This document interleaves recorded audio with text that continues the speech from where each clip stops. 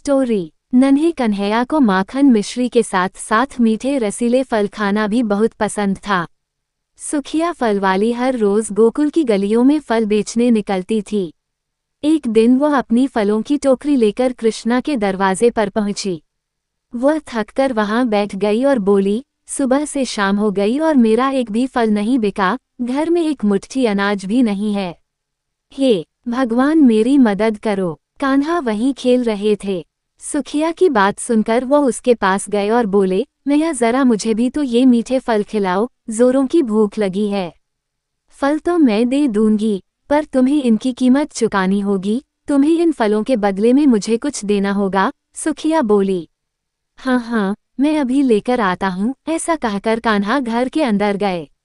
एक बर्तन में गेहूं रखा हुआ था। कान्हा अपनी दोनों मुट्ठियों में गेहूं के दाने भरकर फलवाली को देने चल दिए। उनकी छोटी मुट्ठी से गेहूं के दाने गिरकर रास्ते में ही बिखर गए। जब वो सुखिया तक पहुंचे तब तक उनकी मुट्ठी में केवल 4 ही गेहूं के दाने बचे।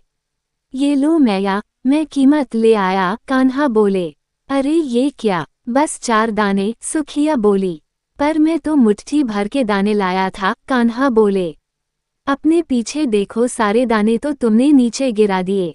चलो कोई बात नहीं, ये लो तुम ये सारे फल ले लो। फलवाली बोली। सुखिया ने कान्हा की भूख मिटाना जरूरी समझा, भले ही उसको बदले में कुछ भी ना मिले। इसलिए उसने अपने सारे फल कान्हा को दे दिए। उसने घर पहुंचकर देखा कि उसकी पूरी टोकरी हीरे मोतियों से भरी हुई थी।